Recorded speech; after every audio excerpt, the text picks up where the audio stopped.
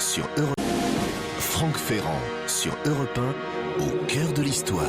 Franck Ferrand nous parle d'un chef-d'œuvre de la peinture cet après-midi, et pourtant ce n'est pas Serge Legat qui se trouve à vos côtés. Voilà une émission qui s'ouvre sur un mystère. Bonjour Franck. Bonjour Carole, bonjour à tous. À mes côtés, cet après-midi, l'un des meilleurs spécialistes du Premier Empire, puisqu'il s'agit de Thierry Lenz, directeur de la Fondation Napoléon. En effet, à propos de mystère, c'est l'énigme du tableau du sacre de l'empereur que nous allons essayer de résoudre ensemble. Et tout à l'heure, à la fin de l'émission, Franck, une autre énigme pour vous. Vous répondrez à la question de Samia sur l'origine du mot péplum. Une origine amusante, vous allez le voir. Pour le moment, nous rejoignons un peintre pour qui le péplum n'avait aucun secret. J'ai nommé Monsieur David.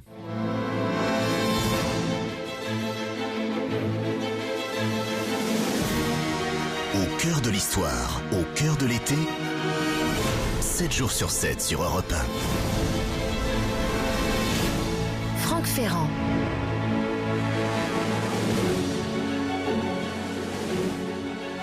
Nous sommes à Paris, dans le quartier latin, à la fin de la matinée du lundi 4 janvier 1808. Plusieurs voitures arrivent dans un grand fracas, elles sont accompagnées d'un gros détachement de garde du corps et elles viennent se ranger sur la place de la Sorbonne, sous les grandes verrières qui illuminent l'atelier où le premier peintre de l'empereur, le célèbre Jacques-Louis David, vient de réaliser une toile immense. Immense par ses dimensions, nous y reviendrons tout à l'heure, immense aussi par son importance dans cette longue série de tableaux qui, de siècle en siècle, illustrent, fixent, qui immortalisent l'histoire de France. L'empereur Napoléon et l'impératrice Joséphine ne se font pas prier pour sauter de la voiture et s'engouffrer tout excités dans la chapelle de Cluny. C'est le nom de cette église, de cette chapelle désaffectée où l'on a installé pour David un atelier. L'histoire de cet atelier nous est racontée par Alain Pouchetou. Il nous explique qu'il fallait un espace de bonne taille pour l'exécution d'une si grande œuvre. Le grand nombre d'édifices religieux désormais désaffectés, écrit-il, il y en avait comme ça beaucoup à Paris, permettait d'envisager l'emploi d'un de ces lieux de culte. L'arrêté consulaire du 21 août 1801 avait décidé par ailleurs l'expulsion de tous les particuliers du palais du Louvre, et notamment des divers artistes qui occupaient ateliers et appartements. Il faut savoir que depuis la Révolution, David faisait partie de ces... D'ailleurs, je dis depuis la Révolution, depuis avant la Révolution, il faisait partie des artistes qui occupaient justement, même non pas un, mais plusieurs des ateliers du palais du Louvre. Il y avait installé ses élèves et il avait dû finir par quitter appartements et ateliers au printemps 1805. Il avait installé en attendant ses élèves dans l'ancien collège du Plessis, rue Saint-Jacques. Quant à l'atelier où il devait peindre le couronnement, eh bien, c'était celui de la chapelle de Cluny, place de la Sorbonne, un atelier qui occupait une partie du flanc sud de la place. Très intéressant ça, parce que ça veut dire que les grandes verrières qui donnent sur la place de la Sorbonne à l'époque sont les verrières nord. Des baies tournées vers le nord, c'est exactement ce qu'il faut lorsqu'on fait de la peinture pour ne pas avoir la lumière directe du soleil, bien entendu. C'est que d'ailleurs, regardez ça, quand vous vous promenez non seulement à Paris, mais dans toutes les villes où vous avez des ateliers d'artistes, vous verrez que les grandes baies des ateliers sont toujours orientées au nord. Le journal de Paris écrit le 23 Germinal en 13, c'est-à-dire on va traduire ça dans notre bon vieux calendrier, c'est plus simple, le 13 avril 1805, je cite: « On fait de grands travaux à l'église de Cluny, place de la Sorbonne. Elle est destinée à servir d'atelier à monsieur David, premier peintre de l'empereur. C'est là qu'il doit exécuter les tableaux qui représentent les cérémonies du sacre et du couronnement. Des salles du collège du Plessis lui sont également accordées pour ses élèves.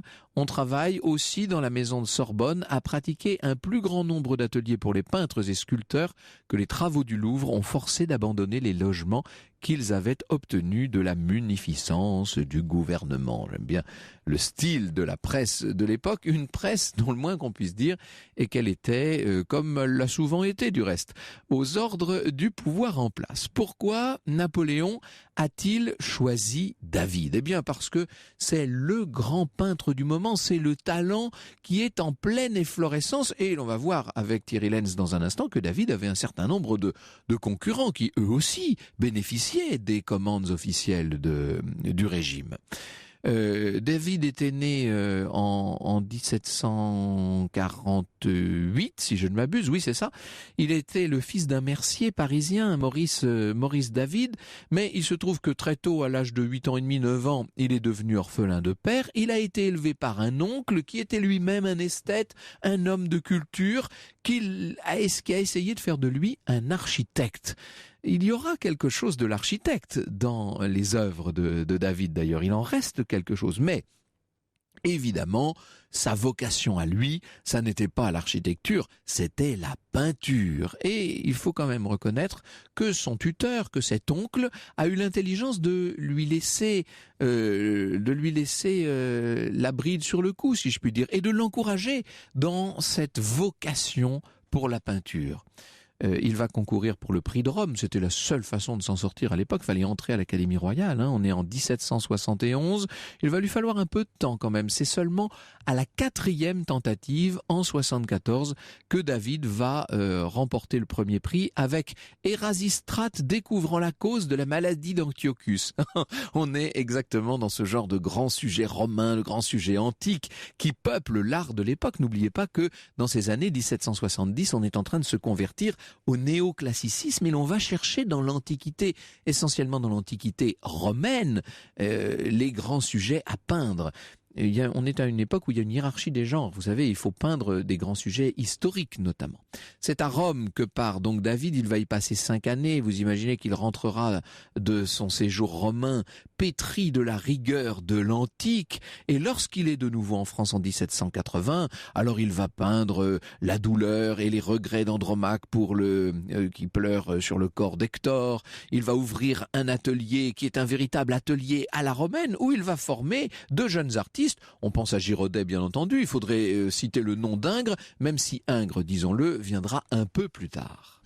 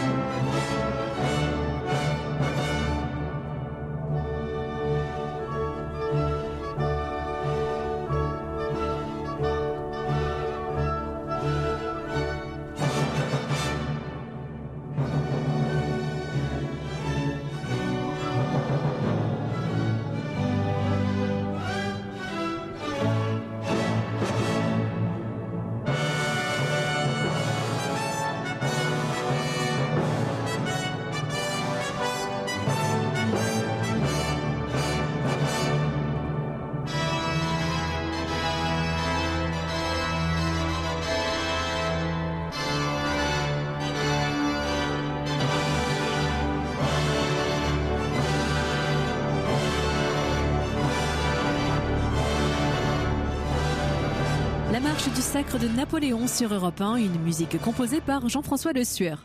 Cet après-midi, c'est un tableau qui est à l'honneur au cœur de l'histoire.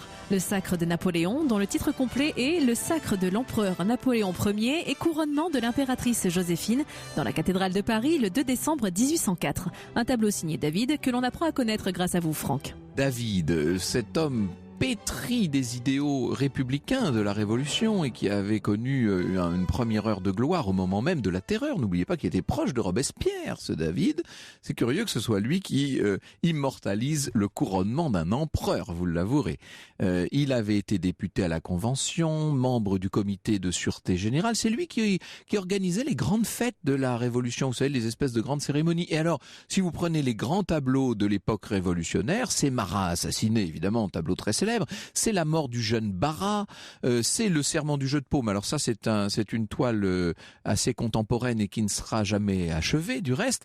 Bref, il est vrai que David continue à faire des portraits, il est vrai qu'il continue à s'intéresser aux sujets antiques, mais il est d'abord et peut-être avant tout celui qui immortalise les grandes scènes de la Révolution au moins jusqu'à Thermidor, jusqu'à la chute de Robespierre, parce qu'alors là, ça commence à aller mal pour lui. Il va passer 7 mois en prison dans ce palais du Luxembourg qui à l'époque a été transformé en prison. Il a eu le temps de méditer la grande toile qu'il concevrait en sortant de prison, c'est-à-dire Les Sabines. Le vrai titre, c'est Les Sabines arrêtant le combat entre les Romains et les Sabins, toile de 1799 qui a fait scandale à l'époque parce que les personnages y sont présentés nus et que la nudité des héros est même au cœur, on peut dire, de la composition, qu'elle anime littéralement. À l'époque, on n'était pas du tout habitué à ça, mais encore une fois, David est l'enfant de Grèce, de la Grèce et de Rome. Il est l'enfant de l'Antiquité. Il veut qu'on remette à l'honneur cette tradition du nu qui était celle de l'Antique, bien entendu. Alors, assez vite, je vous dis 99, vous voyez que Napoléon fait son coup d'État à la fin de l'année, le 18 Brumaire. Il le remarque, quand je dis Napoléon, je devrais encore dire Bonaparte d'ailleurs, il va vouloir l'honorer, se le concilier, disons-le, et c'est comme ça que va naître assez vite l'idée de cette grande commande pour les cérémonies qui vont transformer le premier consul en empereur des Français. 4 tableaux d'un format colossal, nous dit Sylvain Laveissière, qui a consacré un ouvrage à cette affaire. 4 tableaux ordonnés par le fondateur d'une dynastie nouvelle. C'est la commande d'une vie. David l'a reçu comme la reconnaissance naturelle de sa qualité de peintre d'histoire le plus illustre de France et même d'Europe depuis 20 ans. Les 4 tableaux du couronnement devaient avoir 19 pieds sur 30, soit 4 fois la surface des Horaces. C'était quelque chose d'absolument gigantesque, bien entendu. Ce sont quasiment des panoramas grandeur nature qui ont été commandés à David. Un tour de force, nous dit Sylvain Laveissière. David, qui aura 60 ans à l'achèvement du sacre, relève le défi multiples qui ne se résument pas au format. Il s'agit de scènes regroupant un grand nombre de personnages et en costume contemporain. Bah oui, il s'agit de pas les représenter tout nus cette fois, les personnes qui participent au sacre de l'empereur. La seule expérience de David en ce domaine, le serment du jeu de paume, était demeuré à l'état d'immense ébauche dessinée avec quelques têtes peintes. Il faut aller voir d'ailleurs dans la salle même du jeu de paume à Versailles, dans le quartier Saint-Louis de Versailles. Il faut aller voir cette toile inachevée de David. Toute l'entreprise des tableaux du couronnement sera empoisonnée de 1804 à 1810, nous dit Laveissière, par la question de leur prix. Napoléon aurait accepté verbalement de payer chacun des 4 tableaux au prix de 100 000 francs, entre parenthèses, c'est complètement invraisemblable, ce sont des sommes vertigineuses. Finalement, la toile achevée sera payée à David 65 000 francs. Alors, vous l'avez dit, Anissa, le tableau représente officiellement le sacre de Napoléon. Mais si vous regardez le tableau, ça paraît une évidence, il suffit de jeter un premier regard à la toile, vous verrez que ce que l'on voit, c'est le couronnement de l'impératrice Joséphine, qui devient donc impératrice de Joséphine de Bornay, qui devient impératrice des Français. Au départ, David avait bien l'intention de représenter le couronnement. Alors vous savez qu'au cours du sacre, il y a eu une chose un peu étonnante, c'est que Napoléon, prenant modèle sur un certain nombre des grands empereurs du passé, s'était couronné lui-même. C'est vrai qu'il avait fait venir le pape Pie VII, mais au lieu de laisser au Saint-Père le soin de le coiffer de la couronne, il s'était lui-même saisi de la couronne et il se l'était placé sur la tête. On aurait pu imaginer un Napoléon, et c'est ce qu'avait fait David dans sa première esquisse, tenant son épée de la main droite dans une posture toute militaire, venant de se couronner, etc. Et on dit que c'est le peintre Gérard qui, à l'été 1806, en août 1806, aurait conseillé à David de changer le couronnement de Napoléon par celui de Joséphine, et c'était une idée de génie entre nous, soit dit. Alors, la légende veut que ce soit l'impératrice elle-même qui l'ait demandé, qui ait fait même quasiment une comédie, un caprice comme elle en était coutumière, il faut bien le dire, mais que c'est elle qui aurait demandé à être représentée au centre de la toile. C'est très très peu probable.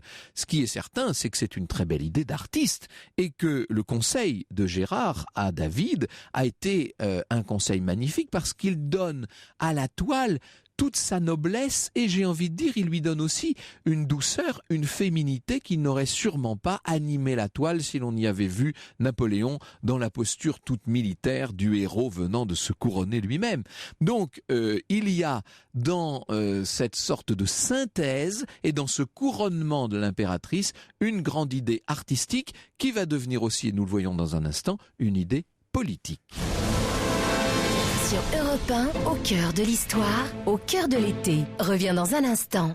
Europe 1, au cœur de l'histoire, au cœur de l'été. Franck Ferrand. Le sacre de Napoléon, c'est un tableau qui reflète l'histoire, mais c'est un tableau qui a beaucoup d'histoire et qui est signé David. Vous nous en parlez cet après-midi, Franck Ferrand. À l'instant même, Thierry Lenz était en train de nous raconter des choses assez extraordinaires sur ce tableau. On va y venir dans un instant. Alors moi, je vais déjà vous en faire la description. Vous le connaissez, hein, ce tableau tout en longueur qui est quasiment grandeur nature. Hein, il faut dire les choses. Avec tous ces personnages, bien entendu, 191 personnages. Alors de gauche à droite, on reconnaît notamment au milieu de tous, on reconnaît Joseph Bonaparte, évidemment, Louis Bonaparte, grand connétable, qui est le mari d'Hortense, hein, donc qui sera le père du futur Napoléon III, elle-même Hortense étant la fille de Joséphine après tout, hein. Et puis les sœurs de l'empereur, Caroline, l'épouse de Joachim Murat, Pauline, Elisa bien entendu, qui refuse de porter la traîne de l'impératrice. Il y a Hortense de Beauharnais et son fils donc le petit Napoléon Charles, on y viendra tout à l'heure.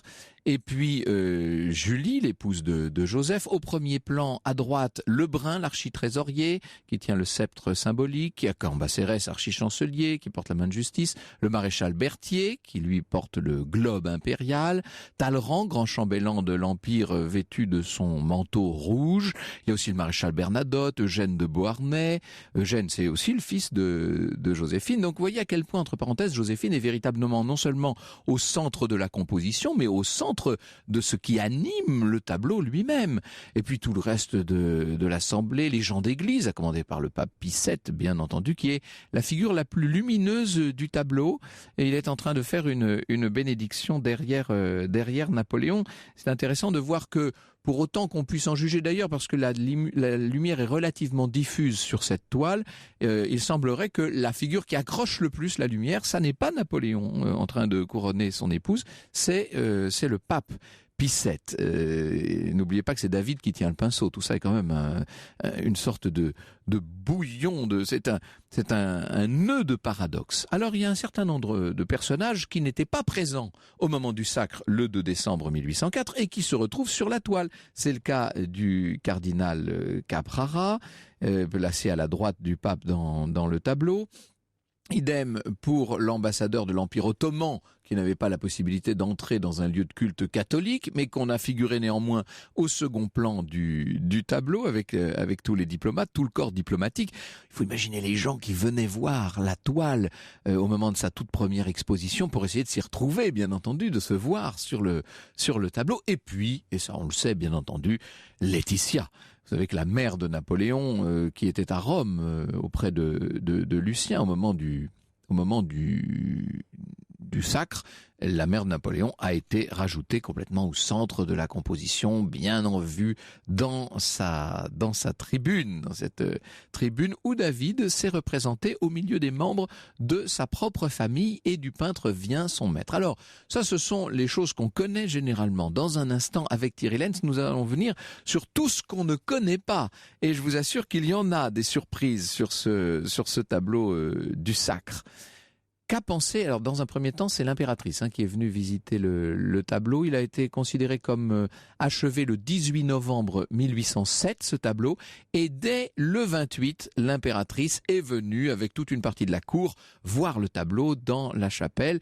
Je pense que l'empereur l'avait envoyé en quelque sorte en estafette, si je puis dire. Il faut vous dire que lui-même n'était pas à Paris à ce moment-là, donc il ne risquait pas de venir voir le tableau. Il rentre d'Italie juste à temps. Je vous ai dit dit qu'il était venu voir le tableau le 8 janvier, il était rentré d'Italie le 7 janvier. Donc la première chose qu'il fait au matin du 8, une fois qu'il est à Paris, c'est de revenir, c'est d'aller place de la Sorbonne pour voir la grande œuvre de David. Alors il entre avec l'impératrice, avec un certain nombre de hauts dignitaires du Nouvel Empire. Enfin je dis Nouvel Empire, ça fait déjà un petit moment maintenant, puisqu'on est en 1808, ça fait 4 ans, 3 ans et demi qu'on a changé de régime. Napoléon passe une fois, 2 fois devant le tableau et il livre son verdict. Monsieur David, c'est bien. C'est très bien. Vous avez deviné toute ma pensée. Vous m'avez fait chevalier français. Je vous sais gré d'avoir transmis au siècle à venir la preuve d'affection que j'ai voulu donner à celles qui partagent avec moi les peines du gouvernement. Ça, voilà enfin admise l'idée du couronnement de Joséphine, qui est là, bien entendu, hein, qui assiste à la scène. Un nouveau silence, l'empereur passe, il lève son chapeau et il s'incline avec affectation, nous disent les commentateurs. Monsieur David, dit-il d'une voix très élevée, je vous salue. Vous imaginez la tête du peintre qui voit l'empereur Napoléon Ier s'incliner de façon très ostensible devant lui et dire « Je vous salue ». Il répond « Sire, je reçois votre salut au nom de tous les artistes, heureux d'être celui à qui vous daignez l'adresser ». Ça c'est une façon presque ancienne manière, presque vieille cour d'accueillir le compliment impérial. Aussitôt après, nous dit-on, le cortège se retira comme il était venu. Oui, l'art c'est bien, le tableau du sacre est magnifique et Napoléon est content, mais enfin tout de même, quand on dirige un immense empire, on a autre chose à faire. L'histoire sur Europe 1, c'est avec Franck Ferrand.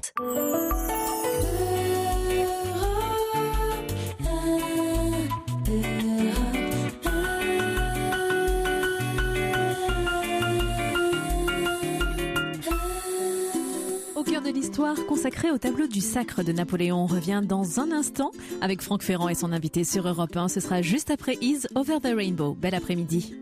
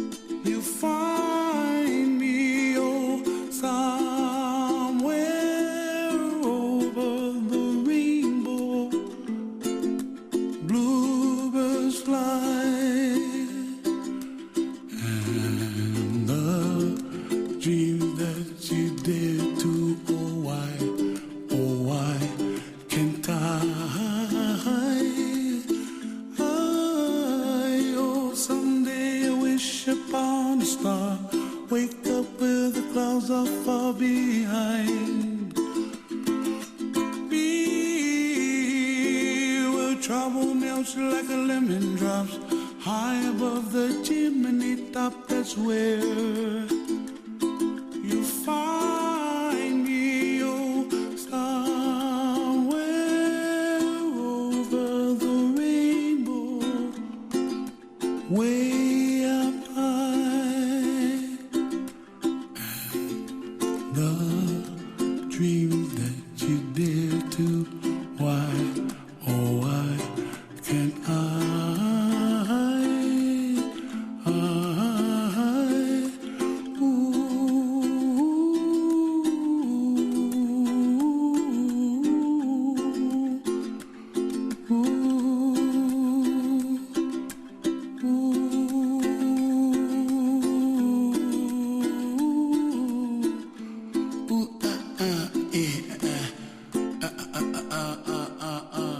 Ambiance détendue sur Europe 1, c'était Is Over the Rainbow. Europe 1, au cœur de l'histoire, au cœur de l'été. Franck Ferrand. Et c'est le tableau du Sacre de Napoléon qui est au cœur de l'histoire cet après-midi sur Europe 1, parce qu'il a marqué l'histoire, mais aussi parce qu'il cache beaucoup d'autres anecdotes. Vous recevez Franck Ferrand, Thierry Lenz, directeur de la Fondation Napoléon. Bonjour Thierry Lenz. Bonjour Franck. J'ai sous les yeux, grand ouvert, on va dire en plein cœur de l'ouvrage, votre album qui s'appelle tout simplement Napoléon, chez Perrin, Thierry Lenz. Alors vous avez reproduit ce tableau de David, le couronnement de Napoléon, mais il est incomplètement reproduit parce qu'il aurait fallu des volets, si je puis dire. Il est très très long en vérité. Oui. Hein. Et puis pour vous dire toute la vérité, il y a toujours un problème sur les albums, c'est le milieu. Mais c'est ça. Donc il faut pas que le tableau soit coupé évidemment à un endroit important du tableau. Donc il est évidemment coupé un petit entre peu Napoléon et Joséphine. Voilà, il est un petit peu recadré, on va dire. Normalement la pliure aurait dû tomber sur Napoléon, ce qui n'aurait pas été correct pour un album. Ce qu'il faut dire pour nos auditeurs, c'est qu'il y a le tableau original qui se trouve aujourd'hui au Louvre et qu'il y a une réplique qui a été faite par David lui-même pendant qu'il était en exil à Bruxelles et qui a été rapatriée ensuite, qui se trouve dans les collections du château de Versailles maintenant. Oui. Cette réplique lui a été commandée en fait a été achetée par des Américains qui l'ont fait tourner ensuite aux États-Unis, c'était un tableau à la fois tellement connu, tellement reproduit aussi en gravure, etc. Donc il a tourné et il a été racheté par la France, je crois, juste avant la Deuxième Guerre mondiale pour être placé au château de Versailles dans les salles Napoléon. Et il a évidemment quelques différences par rapport au tableau original. Par exemple, David a retiré du tableau des gens qu'il avait desservis sous le consulat et l'Empire. Sur la réplique, oui. Il les a enlevés. Il a rajouté dans les tribunes des gens qu'il aimait bien, ses nouveaux voisins de Bruxelles, ses nouveaux amis, etc. Et disons qu'il l'a un petit peu allégé. Il y a un peu moins de personnages sur ce tableau que sur l'original. David s'est représenté dans la tribune supérieure, au-dessus de Madame Mère, en fait. Oui. C'est-à-dire à un endroit où techniquement hyper stratégique, stratégique, mais il ne peut pas y être puisqu'il est à l'envers du tableau. Exactement. Mais évidemment, il n'était pas à sa près sur ce tableau. Mais vous dites il est à l'envers. Il était là avec son atelier pour faire des croquis, c'est ça? Alors il a fait des tas de croquis pendant la cérémonie. Il en a fait d'abord avant. Il a reçu les gens pour faire leur portrait, c'est-à-dire que chaque personnage a son portrait sur le tableau. C'est d'où la durée de c'est comme réalisation. Une immense collection de portraits. Oui. Il a bien sûr essayé à chaque fois de les mettre aussi un petit peu en valeur. On a par exemple l'esquisse qu'il a faite de Joséphine pendant la cérémonie. Elle a l'âge qu'elle a à ce moment-là, c'est-à-dire un peu plus de 40 ans. Elle a un double menton, etc. Pour l'époque, c'est une espèce vraiment mûre, oui. Une espèce de logiciel comme on en a aujourd'hui pour corriger les rides fait qu'elle a l'air d'une toute jeune femme sur le tableau. Alors il a tout remanigancé. Ce que vous étiez en train de nous montrer tout à l'heure pendant l'interruption, Thierry Lenz, c'est qu'il y a toutes sortes de petits clins d'œil. Alors d'abord, tous les personnages, tous, si on regarde, c'est ce qui donne peut-être la force à ce tableau, tous les personnages regardent dans une même direction. On pense que c'est vers Napoléon, c'est pas tout à fait ça. Oui. Tous les personnages regardent la couronne. Voilà. Et donc on peut le vérifier. Qui est au cœur de la composition. Un peu plus dur à la radio, mais on le vérifie parce qu'on connaît ce tableau. Tous ces personnages sauf deux. Ces deux personnages se trouvent à peu près au centre de la toile. On a identifié quasiment tous les personnages sur le tableau, sauf un qui est justement un des deux qui regarde en fait le peintre. Eux, ils sont juste au-dessus du profil incliné de l'impératrice. Voilà. Et donc, alors il y en a un qui a une perruque blanche, on ne sait pas qui c'est, et puis l'autre, c'est un monsieur brun avec les cheveux un peu frisés qui fixe le peintre. C'est-à-dire le peintre, non pas David dans sa tribune, mais celui qui est en train de peindre le tableau. Et en fait, on sait qui c'est. Ce monsieur, c'est Estève, c'est le trésorier général de la couronne. C'est lui qui paye le tableau. Et donc, il surveille son peintre. Il surveille son peintre, voilà. Et là, c'est véritablement, David l'a fait évidemment exprès pour chahuter un petit peu avec un clin d'œil. Vous ne trouvez pas que le personnage avec la perruque blanche juste à côté ressemble un peu à Charles Bonaparte, au père défunt de Napoléon? Alors, c'est possible. C'est une hypothèse qui n'a pas été, qui n'a pas été creusée jusqu'à présent, mais je la retiens. Il faut dire que le grand, vous l'avez dit tout à l'heure, vous l'avez cité, le grand travail sur le tableau a été fait par Sylvain Laveissière à l'occasion d'une grande exposition en 2004. Il a publié un livre absolument passionnant sur ce tableau. Ce tableau mérite un livre de 300 pages. Et ça a été le cas parce que il y a eu des tas d'essais. Vous parliez tout à l'heure de la position, de la posture de Napoléon se couronnant lui-même. David, dans un premier temps, a réalisé sur le tableau cette posture. D'ailleurs, aujourd'hui, comme le vernis est en train de vieillir, etc., quand on va au Louvre et qu'on regarde le tableau, on voit où était la tête de Napoléon au départ. Et en fait, elle réapparaît petit à petit. Elle réapparaît petit à petit. Et comme vous l'avez dit, c'est très probablement Gérard qui a conseillé à Napoléon, à David, de faire Napoléon couronnant Joséphine. Ça ressemble un peu au couronnement de Marie de Médicis par Rubens, etc. Ça, oui. Et donc, David s'est retrouvé, il a redressé Napoléon, il s'est retrouvé avec un trou derrière Napoléon. Et là, il a mis un personnage dont on s'est demandé pendant 150 ans qui il était. Et en fait, c'est Sylvain Laveissière qui a découvert ça. Dans les carnets de dessin de David, on a retrouvé l'esquisse d'un buste de Jules César qui se trouve au Louvre. Incroyable. Et c'est donc bien Jules César qui est placé juste là pour... Oui, il est dans le dos de l'empereur, on peut dire. Il est entre Napoléon et le pape Pie VII. Et on a presque l'impression qu'il est comme l'esclave qui autrefois rappelait aux généraux triomphants qu'ils étaient mortels, comme s'il lui soufflait quelque chose. Oui, le regard de Jules César, alors, est pas tout à fait sur la statue. Il est à cheval entre les deux. Il regarde l'empereur. Comme s'il y avait transmission de l'empire de César à Napoléon. César n'ayant jamais été empereur. Avec ceci en plus qu'il n'y a pas eu de Brutus pour Napoléon et que lui, il est vraiment devenu monarque, en tout cas. Il y avait des Brutus pour Napoléon, mais on peut dire que les lames de leur poignard étaient toutes symboliques et toutes immatérielles. Alors, on pourrait multiplier les petits détails et les indiscrétions sur ce tableau. Alors, on a toujours dit, ça c'est vrai, que Madame n'était pas là, évidemment. Ça, bien sûr, la mère de Napoléon n'était pas présente. Bon, là, on l'a représentée, elle est plus que présente, on ne voit qu'elle. Et puis alors, la famille, les sœurs, les belles-sœurs, tout ça, c'est un vrai nid de guêpe. Alors, c'est un nid de guêpe, et en même temps, David, et c'est bien la preuve que Napoléon s'est beaucoup intéressé à la réalisation du tableau, parce que chacun est placé à la place que lui assigne Napoléon dans son système. Par exemple, les sœurs de Napoléon, qui sont là debout au premier rang, elles se tiennent les mains, etc. En fait, pendant la cérémonie, elles ont soutenu la traîne de Joséphine. Mais vous connaissez l'histoire, il y a eu tout un scandale. Il a fallu les menacer. Alors on a changé les mots, c'est-à-dire qu'elle ne portait plus la traîne, elle la soutenait. Et dans le programme définitif, elle la pinçait. Donc voilà. Alors ce ne sont pas les sœurs de Napoléon là qui pincent ou qui soutiennent ou qui portent la traîne, ce sont des dames d'honneur. Deuxième chose, l'enfant que vous avez signalé, le petit Napoléon Charles, qui est le fils donc d'Hortense de Beauharnais et de Louis Bonaparte. Qui, je pense, est le seul enfant de toute Alors il y a un enfant de cœur tout à fait à votre gauche, il y a deux enfants qui regarde le sabre, je crois, d'Eugène de Beauharnais. Ah, puis il y a un autre chanteur également qui est très jeune. Mais cet enfant-là, il se trouve placé devant, c'est-à-dire qu'il est devant la foule et il est vraiment mis en avant. Alors, cet enfant aurait dû, dans l'esprit de Napoléon, c'est lui qui devait succéder à Napoléon. Il était le fils d'un Bonaparte, d'une Beauharnais, comme si par substitution il avait été le fils de Napoléon Bonaparte et Joséphine dite de Beauharnais. Et donc cet enfant est placé là et évidemment ça crée sur le tableau, mais dans la vie politique de l'époque, un scandale épouvantable entre Napoléon et ses frères. Et c'est pourquoi d'ailleurs, et là David ne peut pas avoir pris une telle décision sans que Napoléon l'y ait autorisé, c'est pourquoi les frères ont l'air d'être au premier plan, mais ils sont complètement rejetés sur la gauche du tableau. Oui, ils sont très à l'arrière. Ils sont mis de profil, ce qui veut dire aussi quelque chose.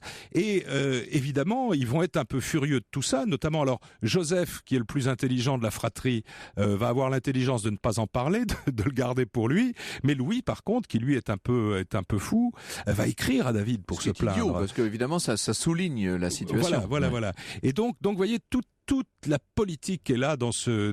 D'ailleurs, il y a déjà un aspect politique extraordinaire, c'est la présence d'une croix au milieu du tableau. Oui, bien sûr. Et puis la position du pape, vous disiez qu'il est très éclairé. Là aussi, il y a une anecdote. Il est sur le grand camail du cardinal, ce qui fait qu'il ressort d'autant plus fort. Et donc au départ, sur les premières esquisses de David, le pape avait les mains sur les genoux. Et donc Napoléon, en regardant cette esquisse, a dit écoutez, on l'a quand même pas fait venir d'aussi loin pour qu'il ne fasse rien. Et donc finalement, David a décidé de lui faire une petite bénédiction qui est assez légère, assez discrète. savez ce que je préfère, moi, sur ce tableau, c'est le portrait incroyable de Talleyrand. Je trouve que c'est peut-être le meilleur portrait qu'on ait de Talleyrand. Ah oui, il a l'air transporté. Vous savez, toujours ses yeux mi-clos. On dirait vraiment que c'est... On a l'impression de les voir papillonner, les yeux. Oui, ils sont... Oh, Cambacérès, c'est pas mal non plus, avec son menton démesuré, enfin, etc. C'est pas très loin de la caricature. Oui, c'est un tableau. C'est un tableau à la fois, on peut le dire, magnifique, même si les gens n'aiment plus tellement le néoclassicisme, mais en même temps, historiquement, à condition de ne pas le prendre au premier degré, il a vraiment beaucoup d'intérêt. Alors, évidemment, à partir du moment où Napoléon va divorcer de Joséphine et va réépouser une seconde épouse, l'archiduchesse Marie-Louise d'Autriche, le tableau prend un gros coup de plomb dans l'aile. Il y a même deux éléments. Il a déjà du plomb dans l'aile au moment où il est présenté, puisque le fameux Napoléon Charles est mort du croup, donc en 1807, donc plus d'héritier. Enfin, l'héritier redevient en quelque sorte Joseph Bonaparte. Et puis évidemment, fin 1809, c'est le divorce de Napoléon et Joséphine. Et là, on va rouler le tableau et puis on va le ranger puisque c'est Marie-Louise qui remplace Joséphine. Allez hop, rideau. Europe 1, au cœur de l'histoire.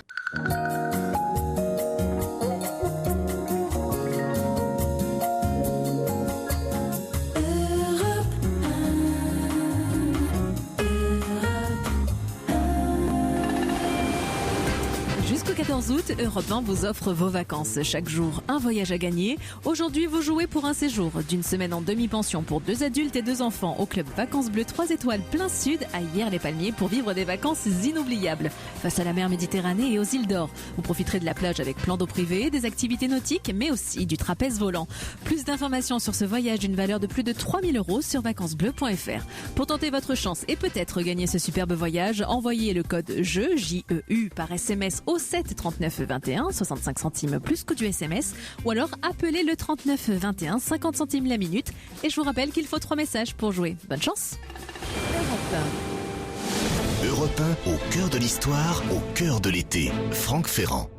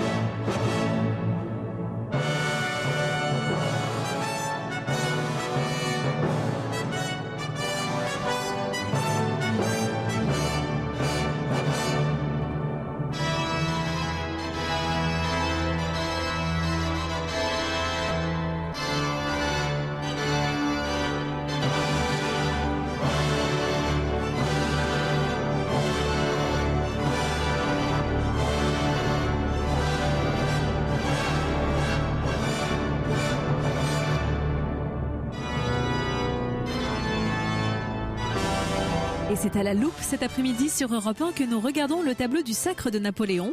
Un tableau qui cache bien des anecdotes et bien des surprises. Franck Ferrand, vous recevez Thierry Lenz, directeur de la Fondation Napoléon. Et ce tableau fait beaucoup réagir sur la page Facebook de Cœur de l'Histoire. Tant et tant de choses à raconter sur ce tableau, nous dit J.O. Sophie dit, c'est derrière la grande histoire que se cache la petite. Lila nous dit, mon tableau favori, mon tableau préféré, dit Igor. Oh oui, mon tableau préféré, ajoute Laurence. Enfin bon, vous voyez que ce tableau continue de faire beaucoup parler. Napoléon a aimé ce tableau lors de la visite qu'il a rendue à l'atelier de David le 8 janvier 1808.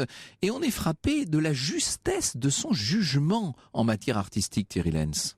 Oui, alors la justesse de son jugement en matière artistique, on va dire plutôt néoclassique. Oui, voilà. C'est-à-dire que Napoléon non pas, il fait pas le choix du néoclassicisme. En même temps, c'est l'époque du néoclassicisme. Voilà, il est de son époque. Il est un peu comme les gens de cette époque. On dit toujours qu'il se compare aux antiques. Ça va même plus loin que ça. Il se considère comme étant les antiques. Ils sont les successeurs des antiques, comme s'il y avait une parenthèse de 1000 ans. Par exemple, quand Napoléon dit « je suis Charlemagne », il le dit pas pour faire un mot.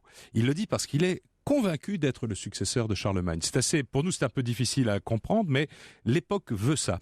Donc évidemment, tout ce qui touche à l'Antiquité, donc ce style qu'on appelle le néoclassicisme, va être pris en charge, on peut dire, à la fois par Napoléon lui-même, évidemment, mais par les services, l'espèce de mini-ministère de la culture qu'il a créé autour de Dominique Vivant-Denon, qui passe des commandes, qui vérifie que les commandes soient exécutées de telle ou telle façon, qui donne des directives aux architectes, aux peintres, voire même aux musiciens, etc., de telle sorte que cette époque soit aussi l'époque de ce type d'art.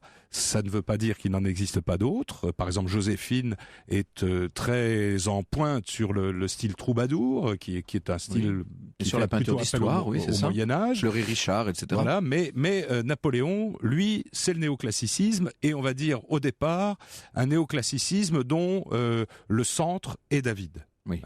Lui-même étant le pape du néoclassicisme. Mais comme vous l'avez dit aussi tout à l'heure, David va avoir 60 ans à la fin de la réalisation du tableau du Sacre.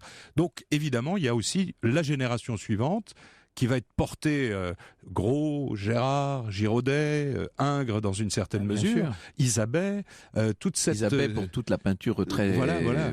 Comment peut-on dire, miniaturiste. Les miniatures. Alors, il y a quelque chose ce tableau du Sacre, il a tellement impressionné les gens Boilly a fait un tableau du public allant voir le tableau du Sacre, ce qui lui a permis de faire son petit tableau du Sacre à lui. Et ce qu'on sait moins, parce que l'œuvre est dans une collection privée, c'est que Isabey a réalisé une copie du tableau du Sacre, alors en plus petit format évidemment, mais c'est pour vous montrer que ce tableau était devenu comme une espèce de totem, de motif d'entraînement, enfin pour toute une génération de peintres. Je me souviens à l'époque où je travaillais de près sur l'histoire du château de Versailles au XIXe siècle, j'avais été très frappé par la grande justesse des avis de la main même de Napoléon en marge des projets que lui avaient fournis les architectes Trepsat et Gondouin. Il était d'une très grande justesse, et je me disais, mais c'est incroyable qu'un homme qui par ailleurs est un chef de guerre, à la limite un administrateur, enfin que sais-je, mais c'est étonnant qu'il ait ce jugement architectural très sûr. Et ça m'avait amené à m'intéresser à ces jugements en matière de sculpture notamment, et la critique qu'il fait de sa fameuse statue par Canova, à mon avis, est un modèle de critique esthétique et artistique. Est-ce que Napoléon avait cette fibre artistique, lui qui s'était voulu romancier dans sa jeunesse? C'est tout le problème avec, on va dire, un génie comme Napoléon. Il faut quand même simplement, faut pas, bien sûr, tout ce qu'il réalise est étonnant, mais c'est une personnalité hors du commun. Ça n'est ni vous ni moi, hélas, ni d'autres.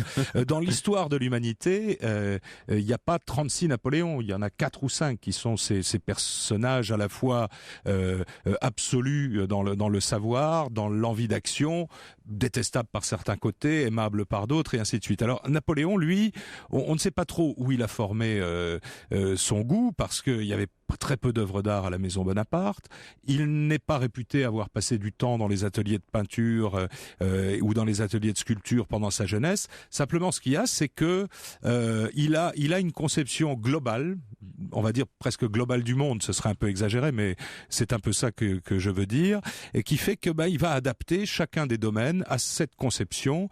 Et je vais dire, il est tellement rigoureux, tellement rationnel dans son expression que sans doute il s'occupe correctement de sculpture, mais il va aussi s'occuper correctement de musique, ce qui est très étonnant. Il chantait faux. Ouais. Bon, il avait un peu appris le solfège dans sa jeunesse, mais il s'est aussi beaucoup occupé de musique. On a une lettre, alors plutôt amusante, de Napoléon, mais qui se trouvant en Allemagne entend un opéra de Mozart, et il y a un petit paragraphe de critique, en disant c'est un opéra allemand, même si ça parle en italien, et ainsi de suite. Mais finalement, c'est pas trop mauvais. Mais il se mêle de littérature, alors ça on le sait, à quel degré, bien entendu. Il se mêle un peu de tout, même des arts décoratifs, avec des gens comme Percier-Fontaine, bien sûr. Oui. Alors il a choisi, il a trouvé en Percier et Fontaine, alors surtout Fontaine, mais Percier bien sûr doit y être associé, il a trouvé des gens avec qui on se comprend. au travers de ce néoclassicisme, il n'a pas à les reprendre, il n'a pas à leur donner d'explications, ils se comprennent sans se parler. Et ce que font, par exemple, le bout d'essai de Percier-Fontaine, c'est-à-dire Malmaison, qui est encore aujourd'hui très largement visible dans la partie Napoléon du château de Malmaison, est absolument ce que veut Napoléon. C'est-à-dire le néoclassicisme, un aspect, par exemple, la salle du Conseil des ministres de Malmaison, où la salle du Conseil plutôt ressemble à une tente militaire. Il y a tous les attributs de l'Empire romain dans cette pièce. Merci beaucoup Thierry Lenz. Et je signale dans la très abondante bibliographie dont vous êtes l'auteur, je signale cet album Napoléon qui est publié chez Perrin. Europe 1, au cœur de l'histoire. Ce soir.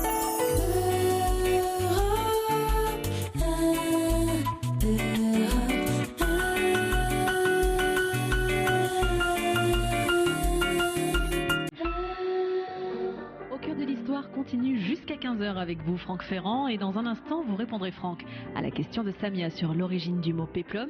Ce sera juste après le duo Patrick Fiori, Patrick Bruel. Bel été sur Europe 1.